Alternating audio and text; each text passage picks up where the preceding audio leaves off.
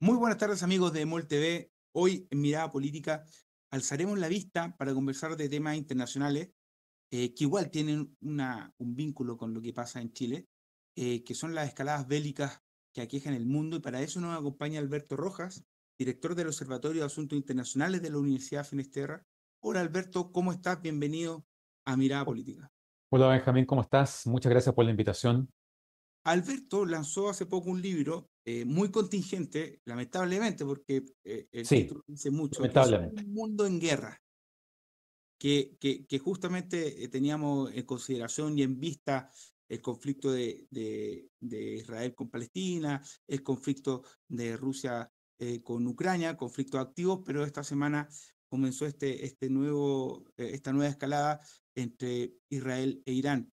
Es un libro muy interesante, muy ágil de leer y que contextualiza mucho lo que está pasando, y por eso mismo te quería preguntar, Alberto, Mm. un poco la motivación y qué buscas con este libro, que es realmente una guía para ir entendiendo un poco el mundo actual. Efectivamente, como tú dices, el libro busca ser una guía en un mundo cada vez más complejo, impredecible, en donde tenemos conflictos que muchas veces ocurren lejos de Chile, pero cuyas consecuencias a nivel global, más temprano que tarde, terminan golpeando a nuestro país. Tal vez, entrando en una anécdota, en general, muchas veces uno llega o llegaba a una reunión familiar o una reunión de amigos y la pregunta que te hacen es, ¿tú me puedes explicar qué pasa con Irán, qué pasa con Ucrania, por qué China, Taiwán? Y de algún modo uno se va dando cuenta de que existe, primero, un interés por comprender estos temas que muchas veces resultan lejanos, ajenos, y de esa manera se fue articulando la idea de un libro en el cual yo, evidentemente la selección es un ejercicio de subjetividad, ¿verdad?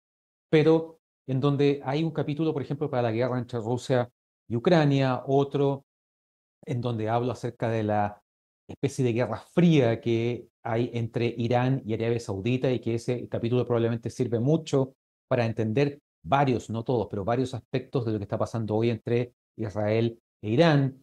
Otro vinculado al Ártico. También hay un capítulo dedicado a al conflicto latente entre China y Taiwán. Entonces, en ese contexto me parece que es un libro que yo espero que el público, porque además está escrito para público general, no está escrito para un público especializado, ni mucho menos, pero sí con mucho contenido, mucha información útil, como para que la gente quede mucho más a caballo y entienda mejor lo que está viendo en televisión, lo que ve en redes sociales, medios digitales, etcétera. Justamente lo mencionaste, pero quería partir con ese Ujú. capítulo que uno puede pensar un poco contraintuitivo, porque el conflicto en este momento es Irán-Israel, pero uno olvida que quizás el principal enemigo de Irán es Arabia Saudita. Son los dos países musulmanes, pero uno es chiita y el otro es suní. Exacto. Uno podría decir eso, que realmente Arabia Saudita es el principal enemigo de Irán, o realmente Irán por igual tiene esta situación con Israel, que ahora ha escalado a un conflicto mayor. Bueno, hay que decir que los intereses de por medio entre estos tres países son diferentes. Para Arabia Saudita, el triunfo de la revolución islámica en 1979, la caída del último monarca persa, Mohammad Reza Pahlavi, el Shah Mohammad Reza Pahlavi, significó un giro dramático respecto de lo que había sido este país persa, no árabe, que es Irán, en la medida que construye un régimen teocrático que va tomando posiciones de manera muy rápida en el contexto de Medio Oriente. Hay que recordar que en el fondo, en un primer momento, Irán busca exportar esta revolución a otros países, cosa que se ve en algún modo frustrado por el inicio de la guerra con Irak, que comienza el 80, termina el 88, y que sirvió como cortafuego para la expansión de Irán en ese momento. Irak fue muy apoyado por Estados Unidos y Occidente precisamente con ese objetivo.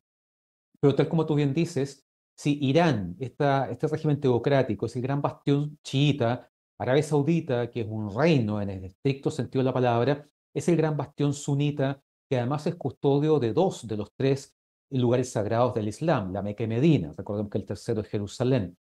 Y cada uno de ellos, sobre todo después de la caída del régimen de Saddam Hussein y después de los profundos cambios que vimos en Medio Oriente a partir de la primavera árabe, empezaron a construir esferas de influencia muy ajustadas con el objetivo de poder tener un control regional importante de diferentes zonas. Entonces, por eso Irán se expande hacia el Líbano a través de Hezbollah, a través de Gaza o en Gaza a través de Hamas. Tiene un aliado muy importante en la Siria de Bashar al-Assad, que fue derrocado el año pasado.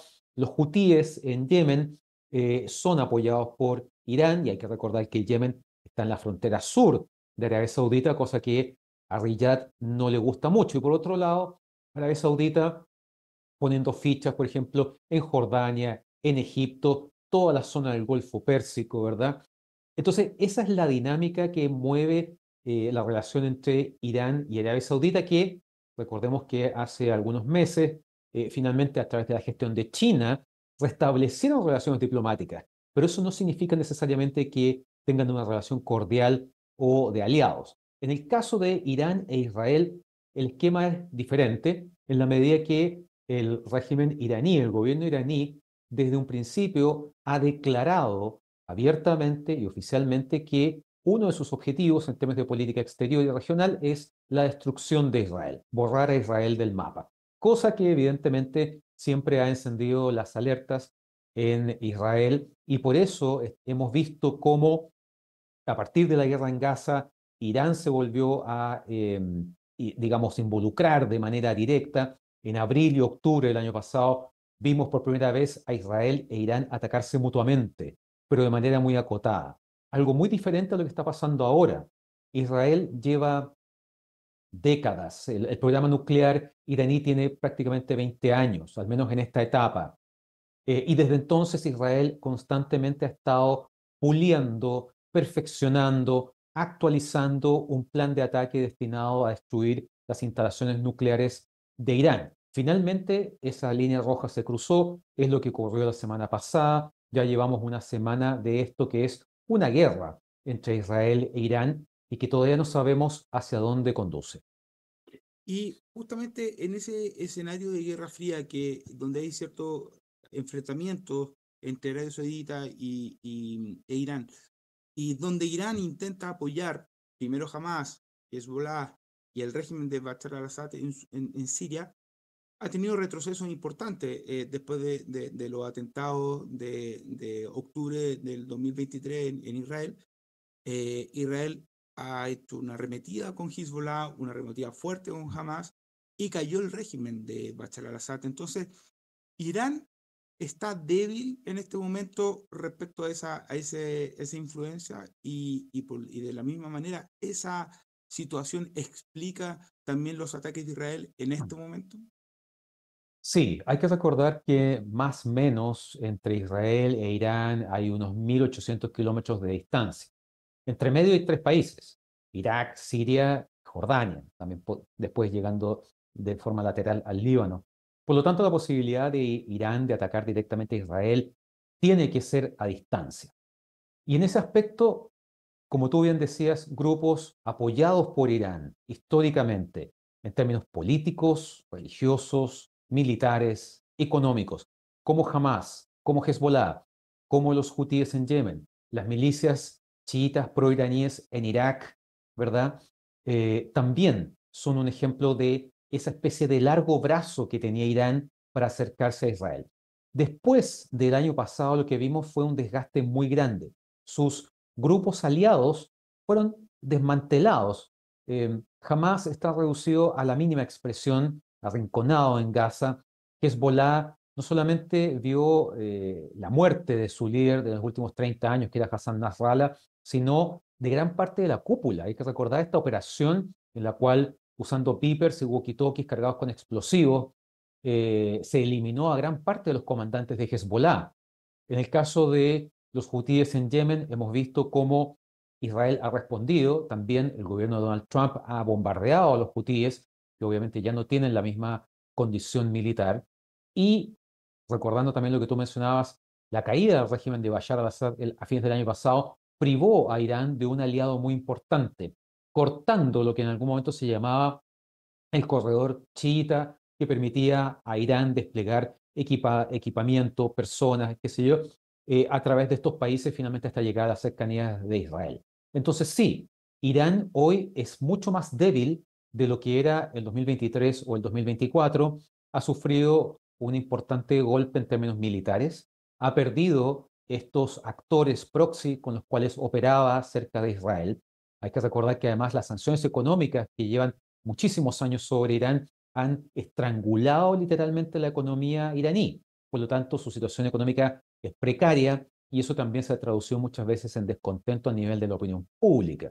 Entonces, claro, si uno toma todos esos elementos, dice, efectivamente, este era el momento para que Israel atacara a Irán, sumado a los informes de la Agencia Internacional de Energía Atómica de Naciones Unidas, que daban cuenta de cómo el enriquecimiento de uranio por parte de Irán había alcanzado el límite del 60%. Y recordemos que para construir un arma nuclear necesitas uranio enriquecido al 90%. Y de esa cantidad, Irán tiene cerca de 400 kilos. Si esos 400 kilos hoy enriquecidos al 60% llegas al 90%, te alcanza para construir entre 9 y 10 bombas nucleares.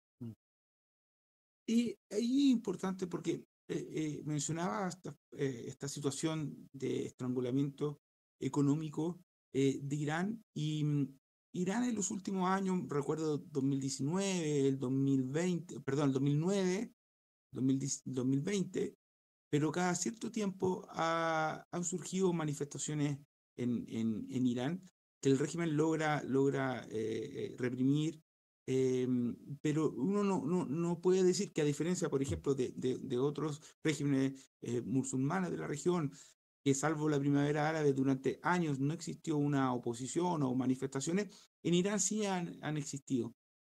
Pero hay una oposición sólida que esté vertebrada y que pueda organizar o tomar el país si eventualmente cae el régimen de los ayatolás, muere Ali Khamenei y pueda, qué sé yo, volver a controlar el gobierno, toda vez considerando también que muchas veces ocurre que dictaduras o regímenes de este estilo caen y lo que viene después es anarquía o una situación peor, como ocurrió en Afganistán o en Irak.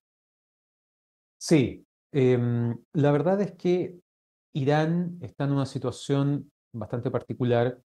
Tenemos este régimen teocrático, monopólico en términos de poder, bastante represivo en muchos aspectos, que ha ido construyendo un Estado muy eficiente en términos de sus objetivos.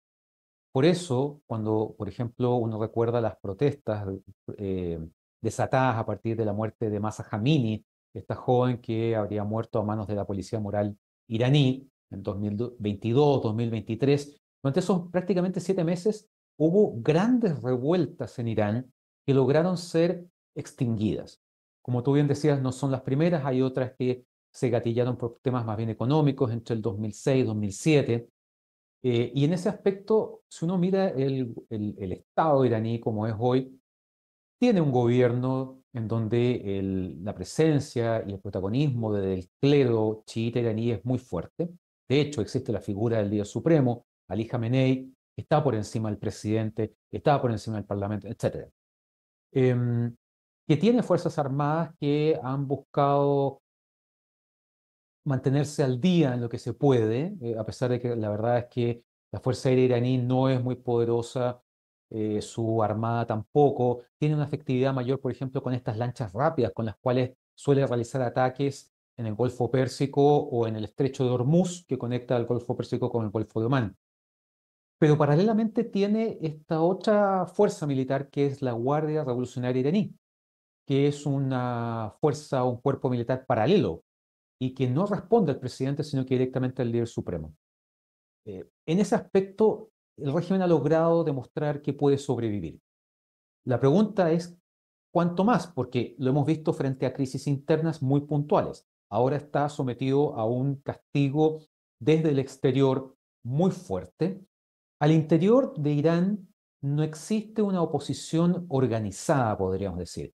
Hay descontento mucho y profundo, sobre todo dentro de los sectores más jóvenes de Irán, destacando sobre todo los sectores femeninos, precisamente por las condiciones en las que muchas veces tienen que vivir. Gran parte de la oposición, o incluso más que la oposición, la disidencia iraní está en el exilio, está en el exterior, Europa, Estados Unidos fundamentalmente.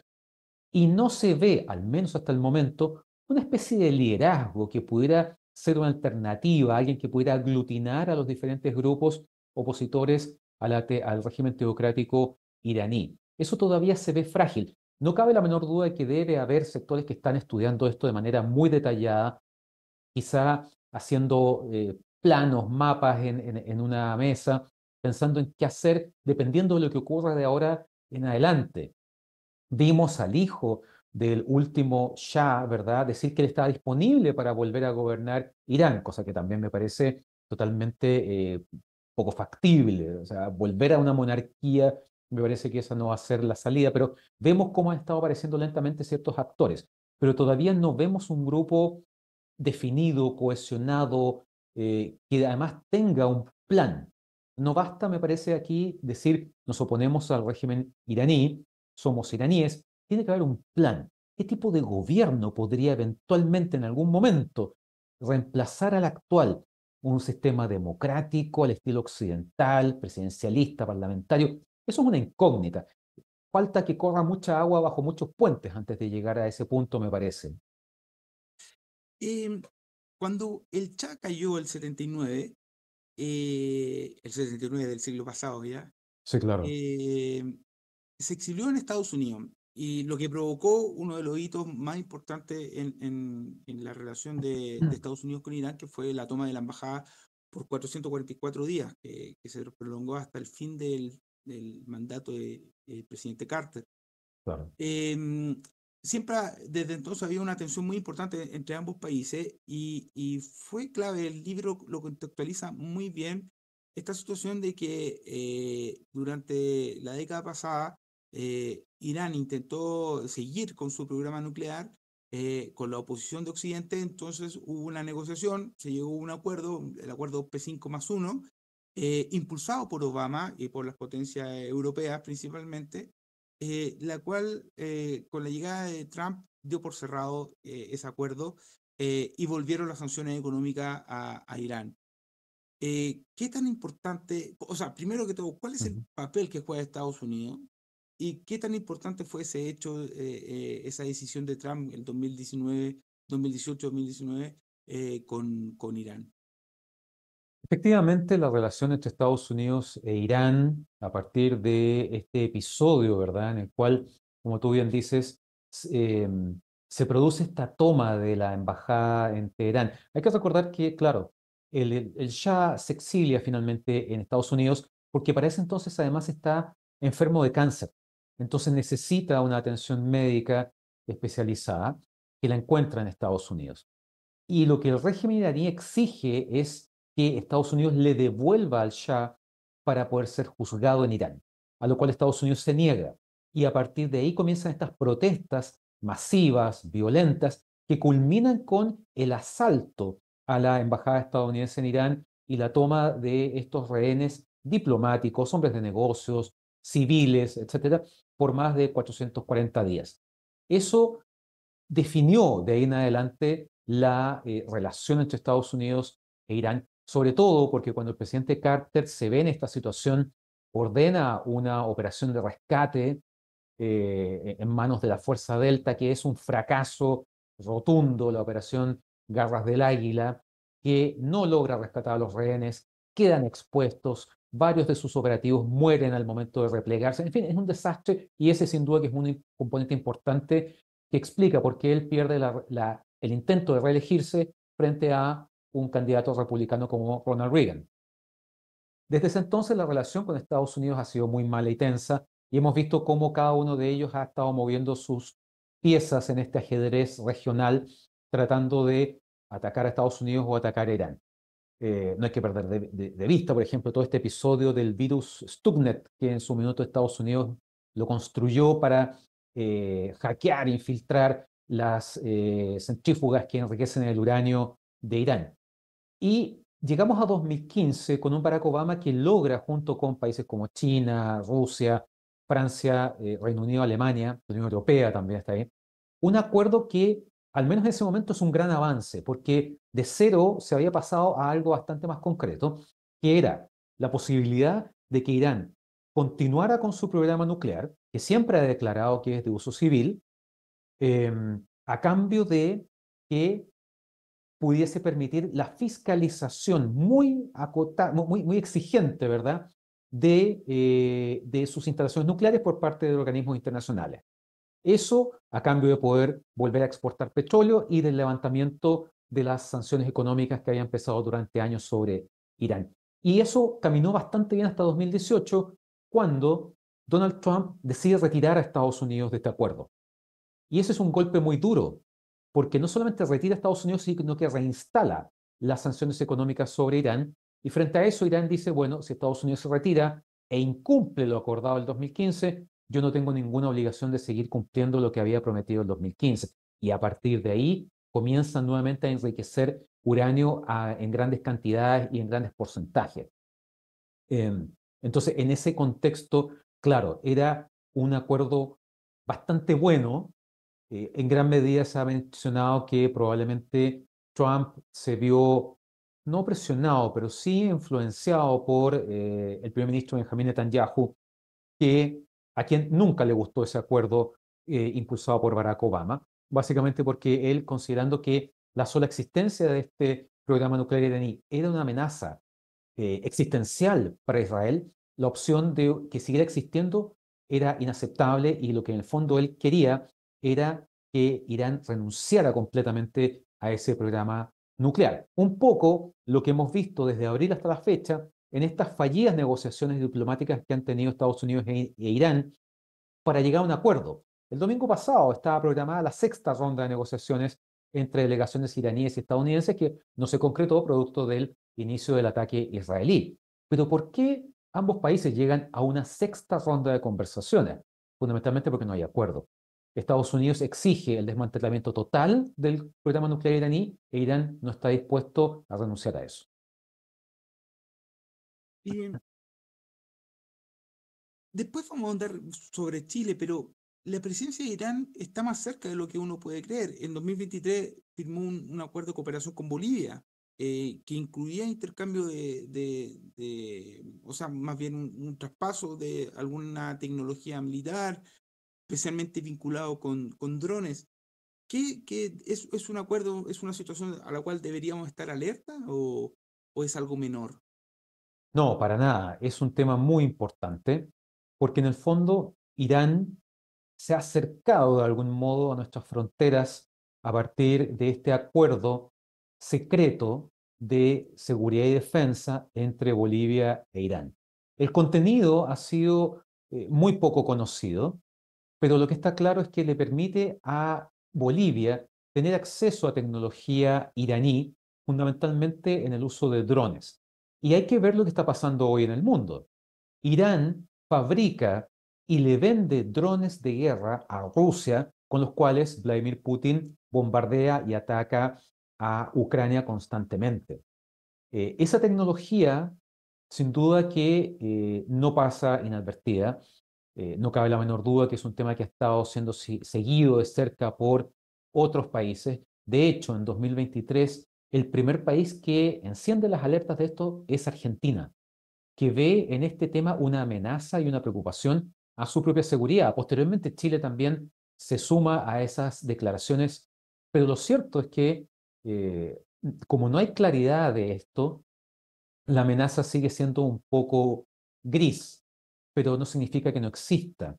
Y en ese aspecto, para un país como Chile, que tiene frontera con Bolivia, sin duda que es importante seguir este tema de cerca y sobre todo tomar medidas preventivas frente a un uso indebido, agresivo, hostil de drones u otro tipo de tecnologías en contra de Chile. No hay que olvidar que Irán también tiene una estrecha relación con países como Cuba y Venezuela. Su presencia en Latinoamérica no es menor, y ve en Latinoamérica un escenario no solamente para obtener aliados en el contexto internacional, países que cuando ocurre algo, se ponen del lado de Irán, sino también para buscar recursos de distinto tipo eh, y también para facilitar la operación de otros grupos. Se ha hablado mucho acerca de la presencia de Hezbollah en América Latina, la Triple Frontera, el norte de Chile. Bueno, detrás de Hezbollah está Irán.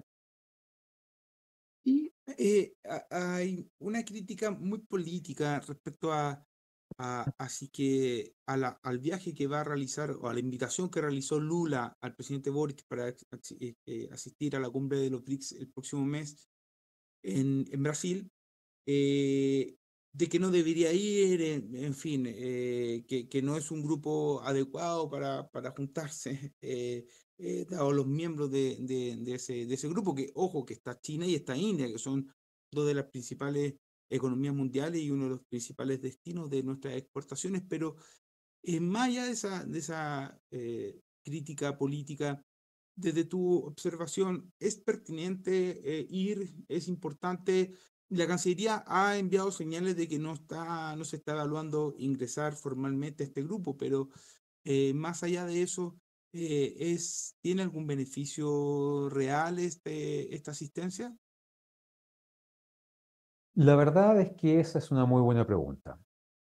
Sabemos que Chile y el actual gobierno han manifestado su interés por explorar al menos la idea de poder postularse a los BRICS, países que efectivamente comenzaron siendo lo que en algún momento, a comienzos de este siglo, se veían como economías bullantes, economías que iban a levantar la economía mundial a futuro.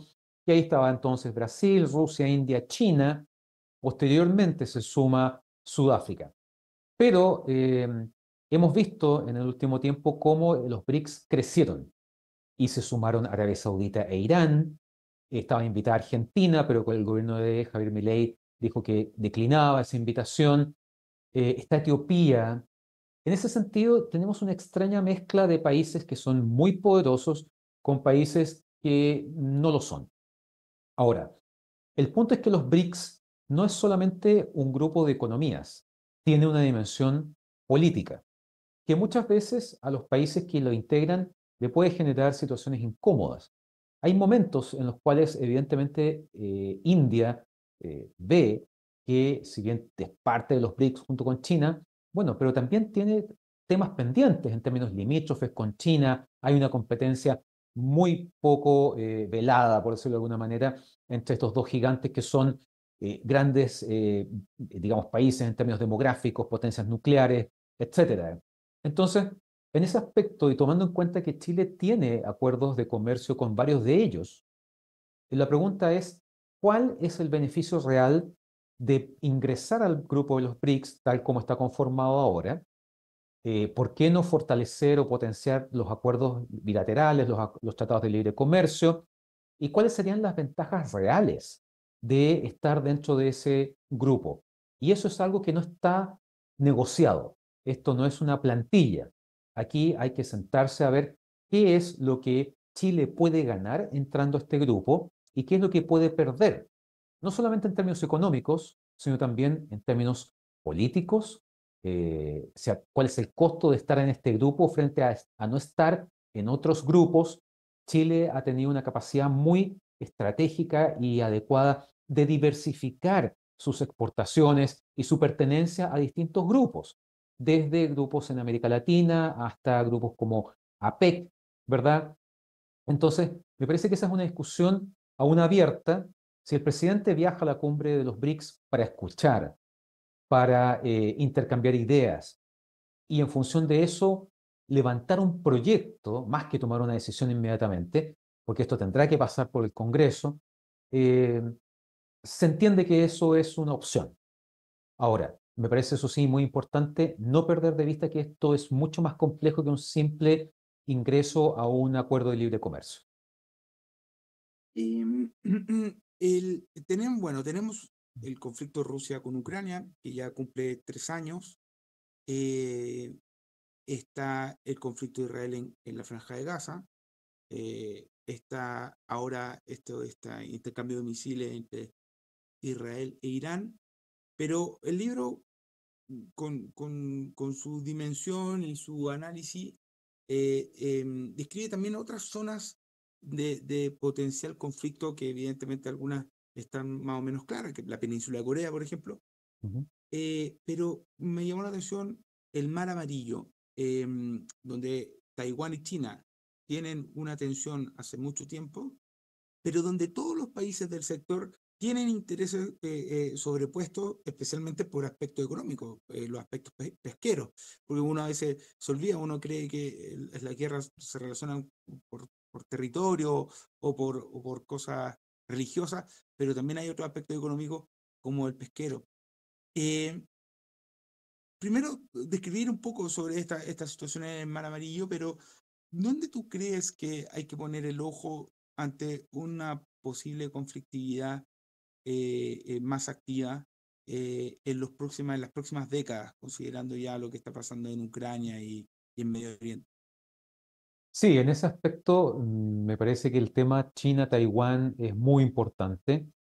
Se ha mantenido una especie de statu quo hasta comienzos de este siglo, ¿verdad? Esto comienza en 1949, cuando Chiang Kai-shek, derrotado por Mao, abandona la China continental y se refugia en la isla, en ese entonces isla de Formosa, que es lo que es hoy Taiwán, y que tiene un estrecho de prácticamente 180 kilómetros y no mucho más, que separa ambas realidades completamente distintas. A nivel continental, un régimen comunista, un sistema de partido único, y en el caso de Taiwán, una democracia liberal al estilo occidental.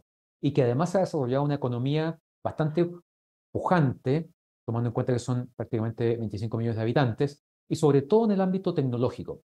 Hoy, Taiwán fabrica entre el 50 y el 60% de los semiconductores y chips que usamos en nuestros celulares, tablets, satélites, computadores, etcétera. Y esa tecnología está bastante más adelantada que la que puede tener China. Entonces, en ese aspecto, por un lado, Beijing siempre ha defendido la idea de que Taiwán le pertenece, que es parte de China, que siempre ha sido parte de China, etcétera. Pero y ahí entonces vemos la presión y la amenaza de una invasión. Lo vimos, por ejemplo, el 2022, después de que Nancy Pelosi realizó esta controvertida visita a Taiwán, en donde después de que ella abandonó la isla, China rodeó la isla y la aisló completamente. Entonces, desde ese entonces hemos visto esa estrategia varias veces y en muchas ocasiones se informa que China está realizando ejercicios navales o ejercicios aéreos alrededor o en las cercanías de Taiwán. La verdad es que si uno lo mira con detención, parecieran ser más bien, más que ejercicios, simplemente son los ensayos de una posible invasión.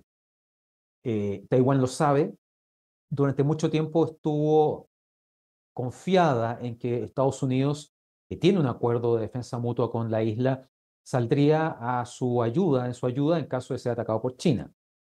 El presidente Biden fue bastante categórico, muchas veces le preguntaron eso directamente y él dijo que sí.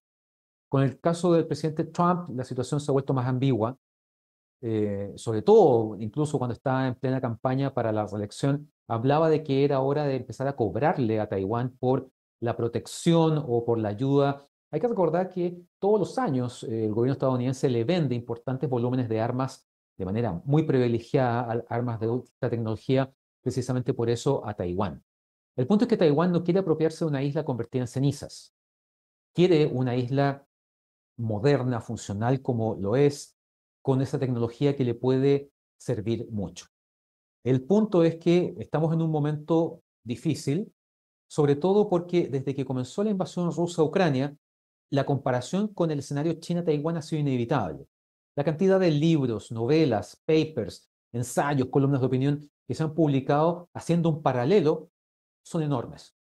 Y por eso es tan importante la forma en la que eventualmente puede terminar la guerra en Ucrania.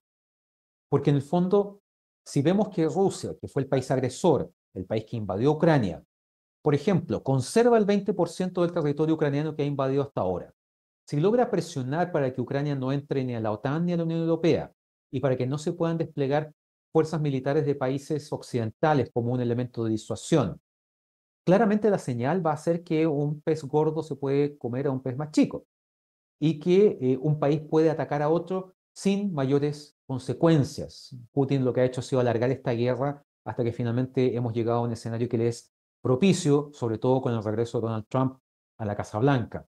Eso podría motivar eventualmente a China a una acción militar y también a Venezuela frente a Guyana. Por eso es tan importante lo que vaya a pasar en los próximos meses y si finalmente este 2025 o no, vamos a ver de algún modo un acuerdo que ponga fin a esta guerra, en qué condiciones, que eso es lo más importante, y las proyecciones que eso tenga a futuro. Al sur de Taiwán está el Mar del Sur de China o la China Meridional, que es una región en donde se superponen reclamaciones territoriales múltiples. China considera que todo eso le pertenece, pero países como Vietnam, ¿verdad? Como Filipinas, opinan completamente distinto. Y ahí hay importantes, no sé, las islas Spratly, las Paracel, no solamente están ubicadas de manera muy estratégica, sino que no hay que olvidar que bajo el fondo marino de esta región se presume que hay importantes reservas de gas y petróleo. Y eso también es un botín muy importante y la razón por la cual estos países, que son prácticamente 5 o 6 países que superponen sus fronteras en términos navales, están tan interesados en que esto se resuelva. La pregunta es cómo y hasta qué punto China va a hacer valer su condición de potencia, sobre todo porque además lleva años ampliando su esfera de influencia naval a partir de la construcción de islas artificiales pobladas, islas artificiales que tienen pistas de aterrizaje para bombarderos, etcétera. Y que sabemos que el derecho marítimo, el derecho naval, no reconoce soberanía sobre islas artificiales, pero China defiende que sí. A propósito de superponer, y nos vamos a cambiar radicalmente de área geográfica en el globo, la reclamación que tiene, o reclamación, o más bien, bueno, Chile busca de la Antártida, su interés se sobrepone con el de Argentina y Reino Reino Unido. Unido. Ujú. Em, este acuerdo para no tocar la Antártida durante no sé cuánto tiempo era, pero me parece que un siglo o algo así, pero ya va a vencer ese acuerdo próximamente. Y esas reclamaciones van a vencer también. Eh, ¿Qué crees que va a pasar con el continente blanco, con esos intereses que por un lado son geoestratégicos, geopolíticos, pero también científicos, de preservación, eh, en este contexto actual en que también los intereses de cada país parecen ser prioritarios antes de una mirada más global? Claro que sí. Eh, bueno, la posición de Chile es que en el fondo hay una soberanía sobre esta especie de triángulo invertido, ¿verdad? Que uno ve y que engloba la península O'Higgins. Chile tiene una cercanía geográfica e histórica incuestionable a la Antártica. Pero también, efectivamente, Chile es parte del Tratado Antártico que establece que el continente, porque hay que recordar que la Antártica, debajo de todo ese hielo y nieve, es un continente que tiene valles, montañas, etcétera, y recursos. Y que hasta el momento se ha establecido que es una región libre de armas de todo tipo, armas nucleares también, y que es un continente enfocado en la paz, la cooperación y la ciencia, lo cual sin duda que ha permitido preservar la Antártica como la conocemos. El punto es que el Tratado Antártico va a poder ser revisado a partir de 2048 y sabemos que hay países que están interesados en hacer ciertos ajustes, cambios para permitir mayor libertad de movimiento en la Antártica, pensando en explotación de recursos y ese tipo de cosas, lo cual va a generar un impacto irreversible en la Antártica. Va a dejar de ser lo que es, pero también hay que considerar que la Antártica no es solamente eso, es un continente con reservas importantes de petróleo, gas, minerales raros, etcétera. Y frente a eso, la presión para modificar ese acuerdo va a ser cada vez mayor. Y si eso se desarma, esperemos que no, es importante que Chile tenga una posición definida y sobre todo reconocida respecto de lo que es su proyección estratégica hacia la Antártica. Ahí me parece que es muy importante que de una u otra forma en Chile se cree conciencia de la importancia de la Antártica. visto desde Santiago u otras urbes de Chile, la Antártica parece ser un dato. Y si uno ve muchas veces los mapas escolares, lo que uno ve es todo Chile y un pequeño rectángulo, ¿verdad?, de la Antártica. Pero si uno pone la península O'Higgins uno a uno con Chile, es prácticamente del mismo tamaño de Chile, o el mismo largo de norte a sur. Es un territorio enorme y en donde es importante que Chile tenga una presencia. Ya ha ido reforzando, por ejemplo, Punta Arenas, transformando en una especie de hub antártico, la capital antártica. No hay que olvidar que Argentina también está en esa competencia, con Ushuaia, y por lo tanto, la existencia de un rompehielos, como el rompehielos Biel, perdón, es muy importante, porque es un rompehielos no solamente construido en Chile, lo cual es un enorme orgullo para Chile y para SMART, sino porque también le permite a Chile desarrollar operaciones de manera mucho más efectiva en condiciones adversas, como puede ser el invierno en la Antártica. Entonces, en ese aspecto, sí, la Antártica es ciencia y es paz, pero también es un continente con recursos muy importantes y Chile no puede restarse de eso. Puede defender la posición de tal vez mantener la Antártica en el mismo escenario actual, pero llegado el momento tiene que tener la capacidad para reivindicar esa soberanía que ha defendido durante décadas. Y justamente, para ir terminando, una pregunta súper importante. Chile se define como un país tricontinental. Dentro de su identidad está Ujú. esta mirada tricontinental, considerando la isla de Pascua, la presencia que tenemos en Oceanía, en la Antártida, en América del Sur.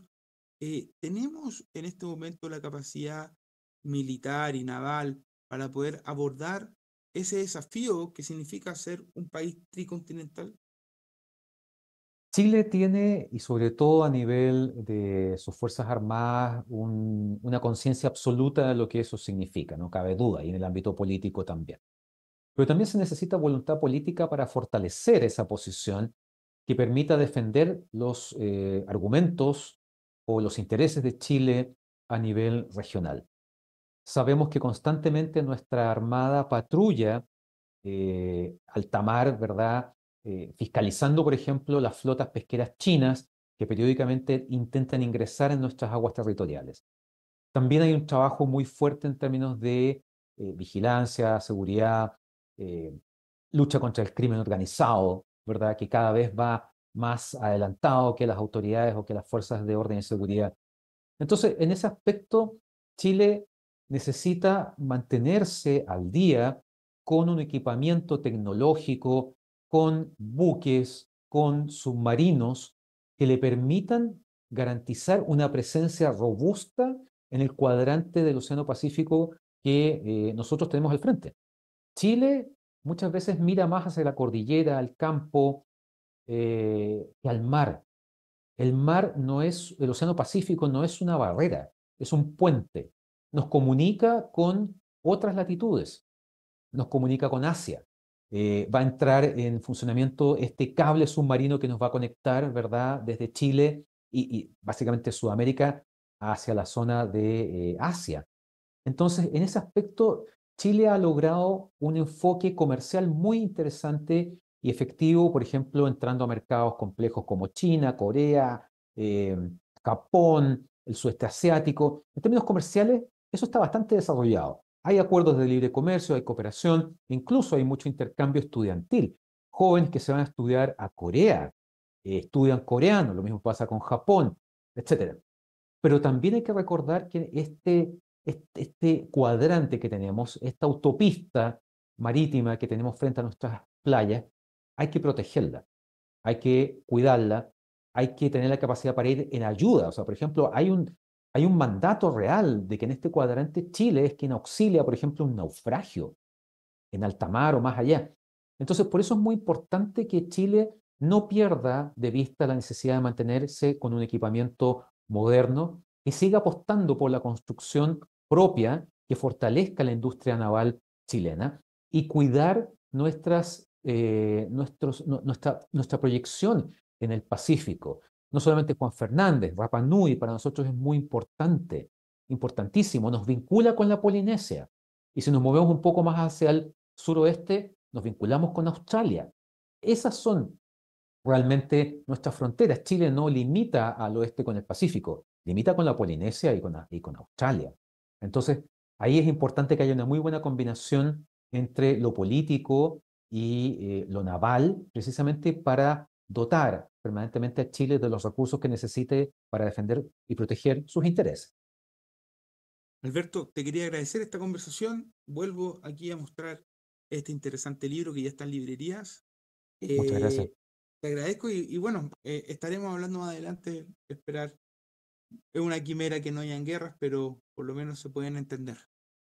Esa es la idea y ese también es el objetivo del libro, poder acercar al público estos conflictos, sus causas, posibles consecuencias, principales actores. Así que sí, efectivamente es difícil no pensar en una guerra, pero también es importante comprenderla. A ustedes los dejo invitados para seguir informándose por emol.com y seguir la programación de Emol TV. Un abrazo y nos vemos la próxima semana. Muchas gracias, Benjamín.